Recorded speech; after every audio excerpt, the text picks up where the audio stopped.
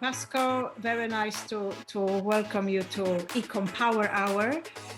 So we have these webinars once a month with Tech London advocates with the group called Future of Work, which we started right in the middle of pandemic, just to sort of help ourselves to move forward with this remote work and now with hybrid work. But we're focusing, my group is focusing on fashion. So obviously everything that we can do to help sustainability, to help improve fashion, and both at work and in our buying decisions. So today I have two fantastic guests. So Agnes Brenninkmeijer and Nicola Millson, both of them very inspiring people who I've followed and admired for a while.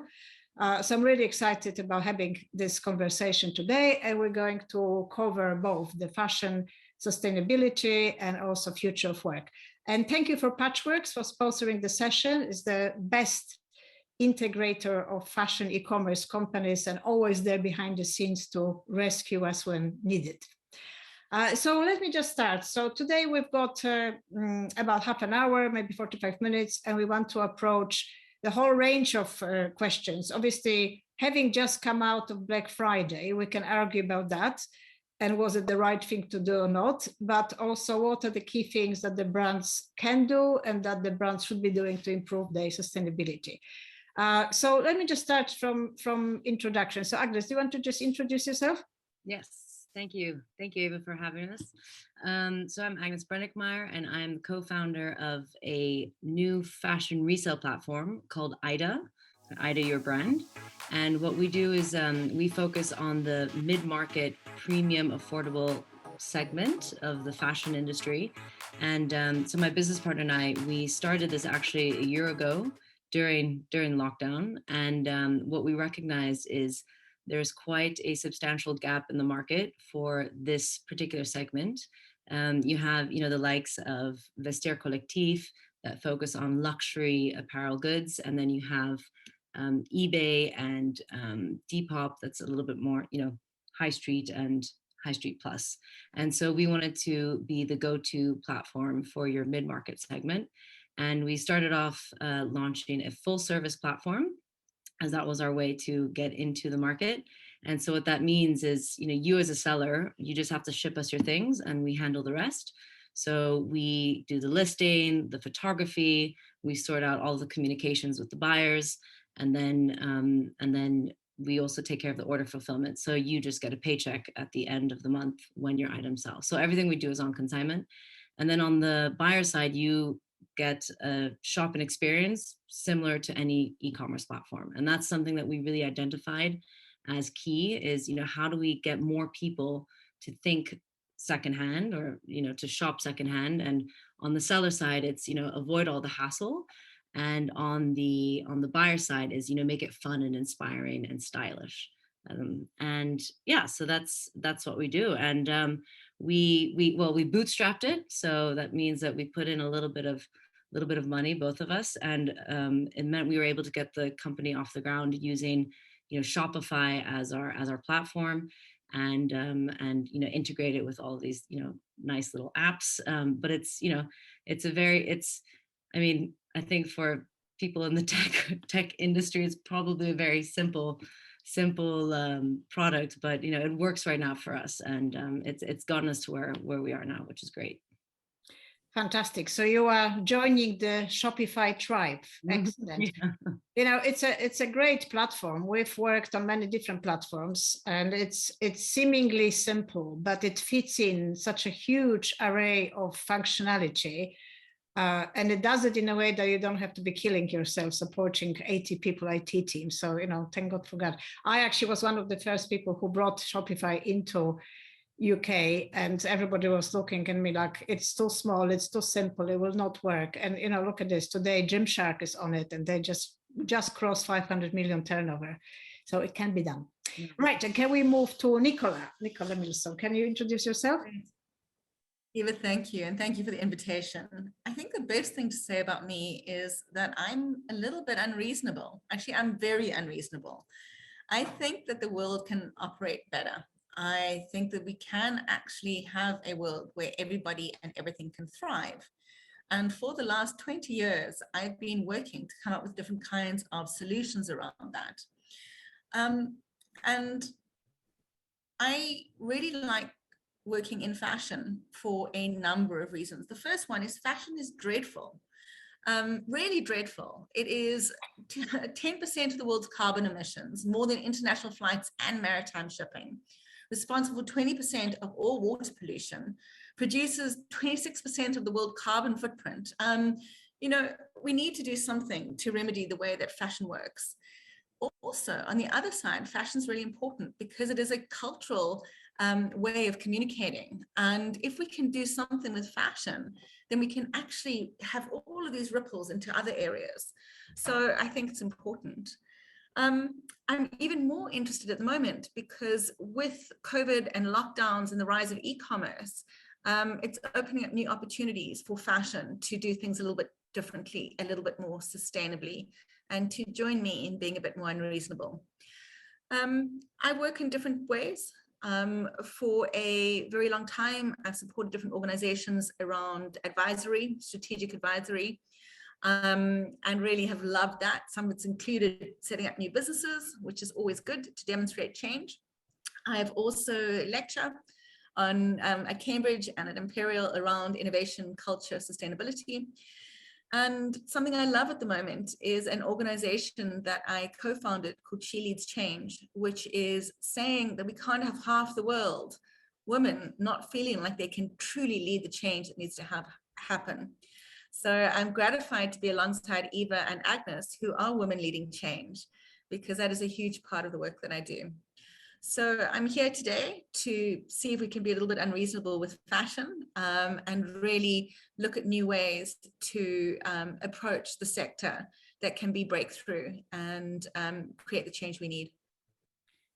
Great, fantastic. So let me just run a little poll to see where everybody is on has e-commerce improved sustainability of fashion? So can we just have a look at the poll? Right, too early to say. so we have a bit of potential, but too early to say. Okay, so shall we discuss that today? Just stop sharing. It's a very difficult one. So obviously, I come from initially from Topshop background, where we had 4,000 stores at some point, and it was all a lot of stuff hanging out and surplus being left in these mini warehouses, because it's essentially store is a mini warehouse, and it was just so incredibly inefficient because fashion was going in and out, wrong things in the wrong store, wrong sizes, wrong colors. You're always trying to optimize it, but you never do. So to me, the move to warehousing for e-commerce was fantastic because there's so much less moving around. There is so much less of these vans going into the little tiny streets and clogging them up. And we really need to evaluate, because the transport is really the key with e-commerce. There's just a lot less going on. People think it's more, but actually, when you look at these thousands of shops that we're getting deliveries in and the returns back, and deliveries in, returns back, we're definitely a better site. But it created a lot of other problems. So I think that's what we probably want to talk about. So if I can just start from Agnes. So you are very omni-channel, right? Because you have these beautiful pop-ups, and your pop-ups in Notting Hill and in Covent Garden are really amazing. Anybody who's in Covent Garden, you have to go and see it. It's in Langley Court and looks delicious. So what was your thinking with actually having physical space as well as e-com platform? Well, for us, it was the move to do a pop-up was really to help establish ourselves. E-commerce, it's a huge space, and especially with the likes of Shopify, anyone can open up a shop and start trading online. So you have to be really smart in how you differentiate yourself. And for us, we don't have the capital to put behind significant marketing campaigns and ads and that kind of stuff. But what we were able to do was to open up a pop-up and have a physical space which allowed people to experience the brand, which is a very important element, especially, you know, bring the online offline, and then have the offline then also cater to the online. That's absolutely key for us. And then of course, you know, because we are dealing with secondhand clothes, you know, it is important for customers to want to touch and feel the items and try them on, because, you know, they come in different shapes and sizes. You know, we deal with so many different brands. So I think that's a very important aspect for our customers. Yeah, that was the main reason why we did that. Because it's a lot of hard work, right? Physical retail it's a lot tougher. As you know, I've seen you how exhausting your team was after the first day of setting up. It reminded me the good old days. Now I sleep well because the warehouse does everything. Yeah. But right, so the omni-channel is very much here to stay. So if we move to Nicola, who you think is doing it well, and do you think there is a bigger group doing it well in e-com or in omni-channel, or is there a difference? I think that there's a number of organizations who are showing leadership in different ways. I really love Patagonia. I would only wear Patagonia given the chance. I think that they have created such an interesting business, and it is a very big business on sustainability principles. They Black Friday don't buy this jacket was outstanding as a way to really bring consumerism to the fore. I'm quite amazed at existing businesses that have shifted their attention, even looking at Nike now, and it's saying that they want to double their profits, and how the environmental impacts is extraordinary. And then I always admire M&S. They are forever experimenting. They are forever coming up with new ideas, from looking at, you know, cashmere, using that, looking at how they use different fabrics. But now most recently, of course, looking at how they can set up a rental business around Christmas wear, which is long overdue and absolutely brilliant. So there's lots of organizations out there that are inspiring. I do, though, want to reflect just for a moment on e-commerce and sustainability and what it means. I'm watching it. I'm one of those ones that agree that it's too early to tell. But I do think that if I look at Amazon and the impact of Amazon on the fashion industry, being able to deliver things so quickly, and some of the others similar to Amazon, it's meant that more traditional businesses are finding it difficult to compete, because their business models need changing. And when you look at a lot of online retailers and their investment into welfare or energy or any of the environmental and social metrics that I think are important from sustainability, they don't do it. So we're comparing a M&S, which has got a legacy of looking after their people, doing a huge amount to make sure it's sustainable, coming up with experiments, leading the industry, with other new entrants or big, large e-commerce entrants coming in without any of that overhead, if you like. And I think that's a problem. And I'm very curious to see how M&S is going to morph, having bought that e-commerce platform, and to see how they blend sustainability in there. Yeah, I remember when Topshop has changed ownership from being a public company with very strong responsibility, ecological sustainability focus, into private ownership, so from public to private, where the whole team that was running it got marched out pretty much 24 hours after the acquisition was completed, and then nobody ever mentioned ESG. So I've seen it with my very eyes. So I think to a degree it's an ownership structure, because private equity doesn't care, doesn't have to, because it's not their KPI. It's never really on any balance sheets. It's not an issue, not focus, and nobody's interested. So how can we address that? Because we obviously can have impact on publicly owned companies as shareholders, as pension holders, but we can do very little about the private equity, and the whole fashion almost entirely ended up with private equity, because it's not always what you see on the surface. I did actually quite a lot of work with people who, brands that are not seen as leaders, and they do a lot of work, but kind of low key. And often the big brands that are seen as leaders make a lot of noise, but not necessarily do that much. So it's definitely a gap in perception and action, as I'm sure you noticed. I mean, I'm not talking about M&S because they're actually as transparent about everything as possible. I get little updates from them on the sustainability, which is my great reading. Right. So even somebody else who I want to mention is Stella Mccartney. Yes. You know, because of course she's doing what I would love to see more fashion doing, and creating that halo effect for luxury brand.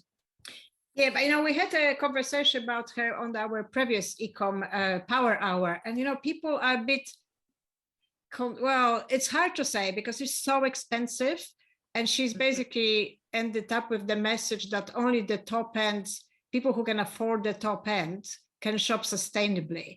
And that landed as a lead balloon because people want to think that it's available to everyone, not just people who can spend $9,000 on a dress. So absolutely. I think she started well, but she probably should have gone wider and have a diffusion line or something, but she hasn't done it. So I think that's the issue. But it's worth looking that Primark doesn't have any friends around here. And actually Primark has spent a lot of work. They've done a lot of work to get better. But mind you, they were coming up from particularly deep hole. And I didn't even put Boohoo on it because, you know, everybody knows what's going on there. They have a new chairman, so good luck to them. But there are brands that are at least trying. So in terms of what are the, there is a question. So what are the barriers for smaller to medium companies to address sustainability and making improvements? So maybe that's for Agnes, because you are small to medium. Yeah, well, still small. Actually, well, there are a lot of barriers actually. I mean, you know, you could look at it from just a purely infrastructure point of view. I mean, you know, there's so many, you know, actually to your point, Eva, before about Stella McCartney, I think, you know, the fact that she has really high prices is probably a testament how difficult and expensive it is to make sure that everything in your supply chain is sustainable. I think, you know, business as usual is still the cheaper option. And, you know, for price sensitive, you know, if you have price sensitive consumers, fundamentally, you know, you're going to go for the business as usual because it, you know, it's more cost effective for you as a business. So I think there's a fundamental problem there that, you know, the incentives to be sustainable, there's not enough incentives to make the sustainable options more affordable for businesses, especially small businesses. And you can. I'm going to jump in there because I really like the take you've got on that, but I do want to mention a couple that I think are amazing. And what's brilliant about them is they've actually used sustainability in order to gain a foothold in the market. And they are using raw materials that would have been discarded in order to create phenomenal products. And, you know, the first one that springs to my mind is Elvis and Cress. I don't know whether you know them. They use discarded fire rubber hose to create these most magnificent bags and belts and things. So I think there's something incredibly brilliant around using sustainability as a lens to be innovative around where you get your material from, what your business model looks like. And there's more and more organizations that aren't saying, what are the barriers for me being sustainable, but they're asking, what are the opportunities for me to differentiate myself by being sustainable? Yeah, no, absolutely. Absolutely. And another one that's fantastic is Surplus, and they take leftover fabrics from suppliers, the leftover rolls that are not enough to make large quantities and make tailored suits and stuff. It's fantastic. And there are a lot of opportunities, and you know. But I think fundamentally, you know, we're in the middle of fundraising, right? And, you know, we're trying to solve a problem here. We're on a mission to, you know, address the sustainability within fashion and get more people to, you know, shop secondhand. And what does it come down to at the end is, you know, it is the financials. You know, the investors are interested, or, you know, any VCs, or they look at you and they're like, well, how does your business model look like? You know, what are the costs that are going into it? What are we able to take out of it? What are the margins that you're working towards? And so, you know, if you're trying to build a sustainable brand and the pushback you're getting is basically on the numbers, that also is an issue and a barrier in of itself, because, the Agnes, stakeholders. are you looking at any of the sustainable investors? So I'm thinking about Sustainable Ventures or Bridges or some of the really established venture funds that will be looking for organizations like you. So basically focusing on supporting the investors that are understanding the space. But if you actually go into practicalities, I just wanted to do a quick poll on what we think are the most important things in fashion sustainability. So fashion production process, green transport, recyclable packaging, or option to recycle garments when not used anymore.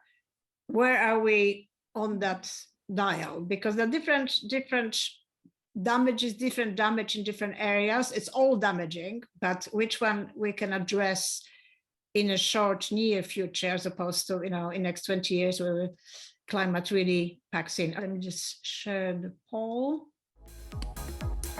Right, so option to recycle garments when not used anymore. So Agnes, I think you are up there on trend as always. Right, so circular fashion, right? Circular fashion, that's really where we're landing. So we like to buy, and we think we're not going to buy less, but we would like to buy better and have a longer roadmap to the garment, which is essentially what Ida, your brand, is trying to do. It's fascinating for me because I work with a wonderful brand called Polarno Pirette, which is offshoot of Swedish big brand for kids. And it was just so inspirational for me to notice that, Swedish mom would not buy garments that are not sustainable. She just wouldn't. Like, you just no point producing it. And I was like, how do you even get there? How do you get to the culture, which is so mature and so sensible? And then somebody tell me, no, we're just mean. We just don't like to spend money, and we're thrifty and we're frugal. And my Swedish friend says, yeah, it's not lofty stuff. We're just practical people. And I'm kind of thinking like, my British friends are terribly practical, but they're not particularly frugal. When you have kids, you constantly spend money on new this and new that. And the idea of reusing it for more kids, it's like it's there, but it's not the key driver. And it's also a different approach to sustainability. So in Sweden, the key is in being able to rewash it many times. So if you have kids wear, they're not really into organic cotton because that doesn't wash particularly many times. So they always have an element of polyester because it keeps shape. So it's a very different concept than in UK, where a lot of sustainability is about purity, that these moms are dreaming about this, the purest cotton to go on my purest skin of my first baby. While the Swedish mom is like, you know what, I just want to be able to wash it 70 times and then have another 70 for my second kid, done. So, very, very different approaches culturally, yet the same brand has to cope with the British mom, the Swedish mom, the Dutch mom. So I think we need to kind of level up what actually matters to people and have come to like a bit more cross-cultural approach. But so I think question back to Nicola, because you have done loads of work with large companies. What do you think of those key things we were looking at? What they think is the most important? Is it fabrics? Is it transport? Is it recyclable packaging, or ability to drop things off as Mark and Spencer did and does? I think Eva, it goes back to what is it? What is the biggest leverage point for change in the system? And I often quote Donella Meadows here, and she talks about the biggest change comes from having a paradigm shift. And the paradigm shift that we need is the shift around consumption and this whole buy, consume paradigm that we trapped within.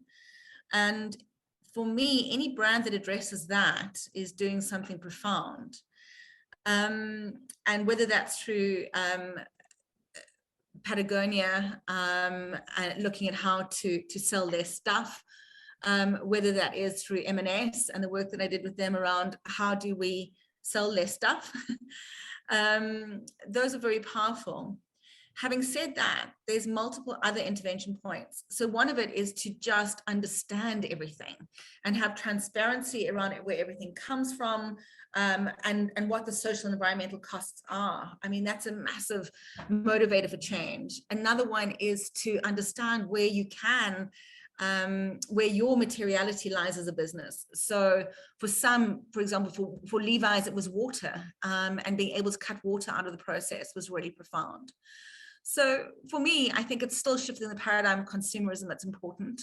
And it's lovely, Agnes, to hear what you're doing, because that's exactly what you are doing.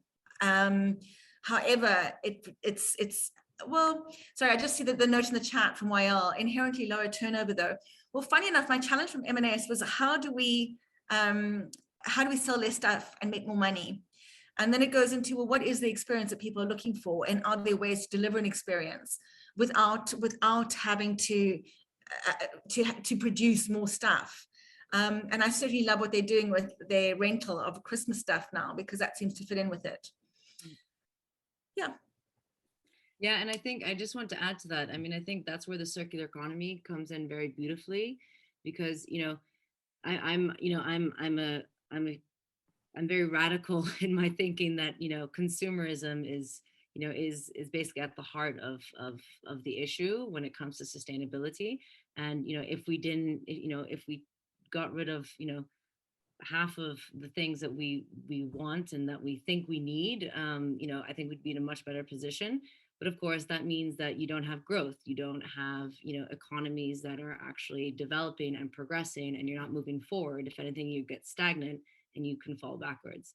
And so there are ways to introduce, for example, repair is a huge thing that hasn't been tapped into yet by a lot of brands. Patagonia does do that. So you buy something of theirs, and for free you can go in and they repair it for you. Surely they can also start charging a little bit for that, but there are other ways of making sure that goods stay in the loop and stay in cycle for a lot longer. And Agnes, I love that point. And I want to mention the Rest Story as well, which has been an amazing startup success story, looking at how to refurbish luxury goods. And totally agree with you on that. The only thing that is sitting with me is this idea of progress and needing to sell more stuff, because I'm not sure that is progress. And certainly we need to look at more indicators around what progress looks for us as societies.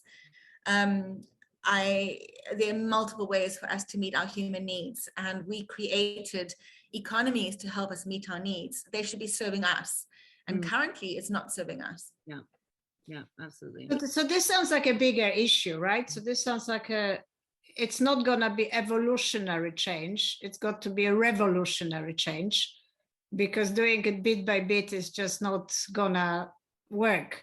But, we are hooked in consumer society. So the question I would have for the audience at this stage is, do we think that we're better off, shoving into metaverses and working, looking at digital environments and expressing the individuality and other selves through splashing digital cash on avatar fashion in Metaverse nightclub? Eva, I love these. Virtual snog, wearing some skins from, Super Design. Or no, do we still like to go out and see real people? Do we like to design things and therefore wear the digital stuff only if we design them ourselves? So in the metaverse, everyone will be naked. As a lot of people are already, as we know. Metaverse is already there. Only fans can account for that. So let me just share the results. Okay, so a bit of a mixed bag. So very interesting. So people still, we don't seriously consider Metaverse proposition to take over from our lovely Stella Mccartney. I don't know if I feel good about it, because maybe we're just lacking imagination, or maybe our human elements, we're still hooked in the physicality. What do you think, Nicola? Are you very future? I love this question. And actually, it must have been about, ages ago, 6 years ago, that I worked a little bit tongue-in-cheek with M&S on some of this, Because if we look at what the needs are, sometimes people just want to try on things. They just want to see themselves looking and feeling different. And we came up with this idea, and I don't know whether they'll ever do it. It was very tongue-in-cheek of, could we have some kind of a change room where you walk in and it projects clothes onto you, and and you can have that feeling of trying on the new and trying on different styles and looks, but not necessarily buying things. And I love that, and I think that might be a halfway step to where you're going here with your nightclub, Eva. What do you think, Agnes? Do you see Metaverse as competition for Ida, your brand? You might be Ida, your brand on your virtual clothes. You never know. Maybe that's what the future business for Ida. I mean, personally, I'm still grasping the Metaverse concept, and I don't. I have no answer to that, because it just for me, it's completely out of my scope. If I can't, if it's not something that I can actually physically have, But we're kind of halfway there, because when you look at the brands that we all work with, the influencer economy is such a strong driver. And that it really is a halfway to Metaverse, because the influencers only wear the clothes for that split second for the digital camera. They never go anywhere with that. Most of them live in places they wouldn't really be going in this kind of clothes in the real universe. So they live this imagined life where everything is glamorous and they're loving it. And it's a projection which is probably healthy. Our reality these days with COVID has not been exactly inspiring.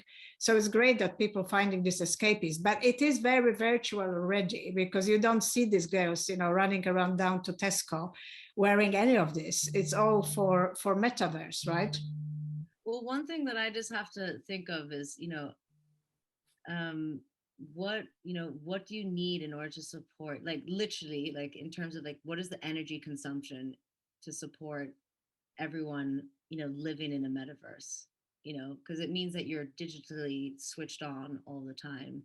And, what implications does that actually have? And that's that's where my thinking goes straight away. Is it actually the right course? Because, you need power to consume, to maintain these systems. That's an interesting challenge. There is a company called The Fabricant, which I think is Dutch actually, and they are in the space of designing beautiful fashion for avatars. And I had this argument with the founder, because I asked the question, mate, this is going to be even more electricity. We're supposed to be using less than more. And he said, they counted, and the amount of cats and dogs and puddings and cocktails that we dump on the internet already in a completely mindless way, it's already, taking over electricity of the size of the largest country. But when the demand has grown, the electricity companies have responded. And I'm actually an investor in a green data center in Sweden, which is based entirely on hydro. It's called Hydro 66. And so you can put whatever there's enough water to power whatever you need to power. And it's energy that's not used for anything else, because you can't, it's very high in Sweden, and you can't drag it down to Stockholm because you will lose all the power. So it really is a battery-like thing. You can have a data center and keep your NFTs there and keep your beautiful cats, and nobody really cares. So the market will respond, but obviously it's a bit of a transition. Yes, so I think the comment in the chat is we recommend Neil Stevenson novel Snow Crash for introduction to Metaverse. So we'll meet you in the pub. But this has been around for a long time. I actually have a cameo role in an early Metaverse from 1997. It was called Virtual Nightclub, VNC, and was produced by Philips in London. And it was a huge enterprise. It was this big virtual nightclub when you can walk around, except every single person in London worked on it, and it still wasn't finished. It was so big. And I still have, it's actually IMDb, my avatar, smoking cigar and hanging around in the virtual nightclub. I think that desire has been there for a long, long time. Eva, what were you wearing? I'm teasing. It was very racy. The girls from Bubella who are on the call, it was very bluebellesque. But maybe that's the temptation, is the fantasy, and maybe that's what Mark wants, because he doesn't particularly want to be told off for being a naughty company in the real world. But coming back to physical, since we established that we don't really think the metaverse fashion is that interesting as an option. Coming back to physical, so what would be your 3 key wish list if you could put your desires into the really forcing sustainability to happen? So maybe I start from Agnes. So as a whole, right? Like you mean sustainability For fashion, yeah. For fashion. It starts in the design, at the design table in the design room. But it basically starts with how the product is put together. So I think more collaborations need to happen, more building products that are not only built to last, but also that are made from recyclable materials, or that are less harmful materials. Looking at dyes that are non-toxic, so so it doesn't contaminate the water.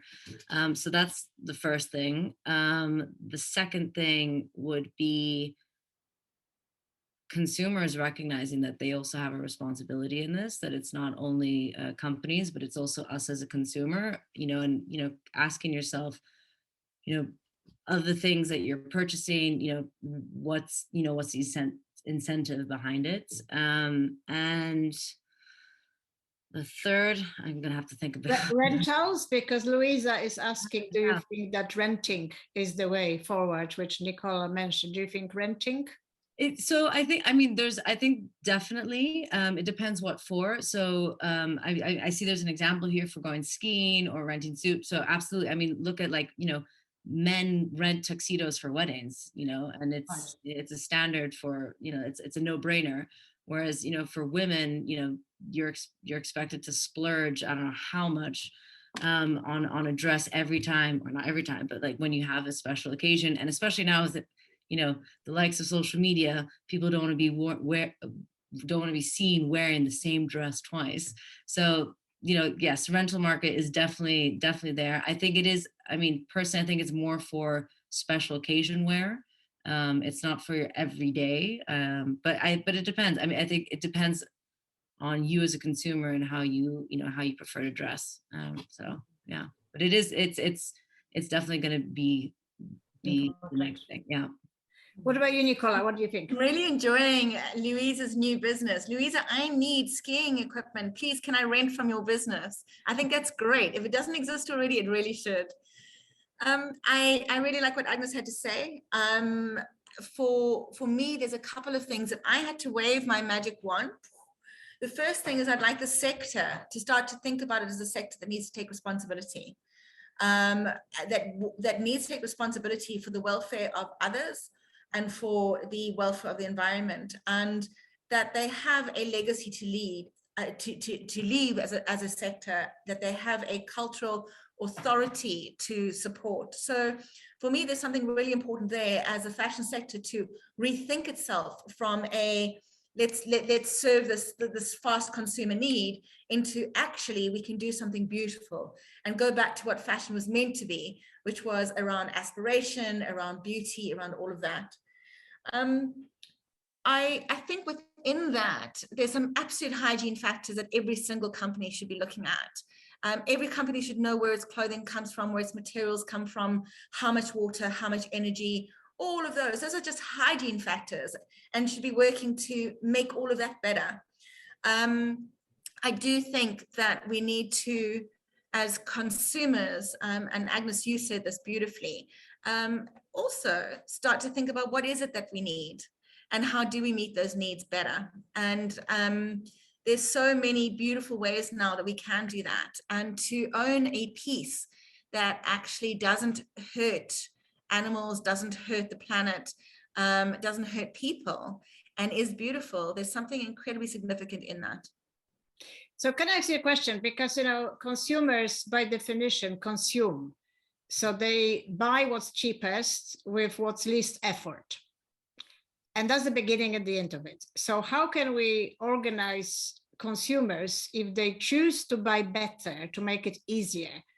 How do you think there is a scope for collaboration between the consumers to push it, because we have managed to observe consumers have grouped together and pushed for diversity of models. Fashion today is massively more diverse, and it goes without saying. While 5 years ago, it was still a big debate. So that has happened. Also, the diversity of shape has happened, and most brands I work with, like Bluebella, they wouldn't even think about having single size. That has arrived, and that is reasonably well established. But I was kind of like between the brands and the consumers. Do you think similar can be? I love this, Eva. This is a great idea. And actually, I think the first step is to stop calling people consumers. I don't want to be a consumer. I really don't. I'm not a consumer. I'm a citizen of this planet. I live in the planet, not on it. I am dependent on it for the air that I breathe, for the water that I drink, for the future of my children. So actually, I don't want to be called a consumer anymore. And I'm speaking for me. And maybe if brands, and maybe they're not brands, maybe they're organizations that meet people's needs for beauty and for self-expression, could connect with citizens of the world. Can you imagine what they could create together? And absolutely, I don't know why we can't do that. It would be so fascinating to have people who bought from an organization also shape the future of that organization. And that complex relationship, whether it was through membership or some other structure, could ultimately really shift the way. So do you think like buying clubs or, hashtag campaigning? I think there's lots of different models. So I've really enjoyed, there's an organization in the US, and it escapes me at the moment, but all of its customers own equity in the company, and there's something beautiful in that, as a shared future and creating a shared future. There's membership models, there's all sorts of different models for participation. I like it when they're doing on the other side as well, Eva, because it'd be great to make sure that the suppliers and the people with the materials are part of this group. I just had a thought though, because we're talking about the consumers, we're talking about the brands, but where does policy come into play? How do what's the role that governments have to play as well? Because in my mind, I'm thinking the governments can actually put policies in place that will further incentivize citizens to make better choices with their. That's a very good point. But having been in fashion for 25 years, I can tell you the diversity of models and diversity of body shapes did not come out of policy. It came out of the consumer driving it and putting enough pressure for hashtags, Twitter, Instagram, for the brands to sit up and listen. It's just government has got very limited budgets for putting visual messages out there. And we are in the visual sector. It will cost a lot of money unless the citizens of the earth will put those images and this aspirational drive there, because it's billions versus 10p. Government's budgets are about 10p, and they have other ways of they have to worry about all of us going bankrupt with health service collapsing. So I can't really see them doing much. They would be talking, but they won't be spending money. But the consumer, the citizens of the world, maybe. Sorry guys, we've got to finish because we said we promised to finish at 5:15. So thank you very much. I hope to continue these conversations because we haven't even got to Black Friday yet. So I think there will be a sequel. So thank you so much for your. It was a great conversation. Thank you, Eva. Fantastic. And really thank you for your contribution, Nicola. And good luck to Agnes with her fundraising. Yeah. Ida, your brand, Covent Garden, Langley Court. Go and get yourself nice Christmas outfits without any guilt, because it's all recycle circular economy. Or sell your wardrobe with us. Thank you very much, guys. And thank you for the attendees. We'll come back in a month. Bye. Bye-bye.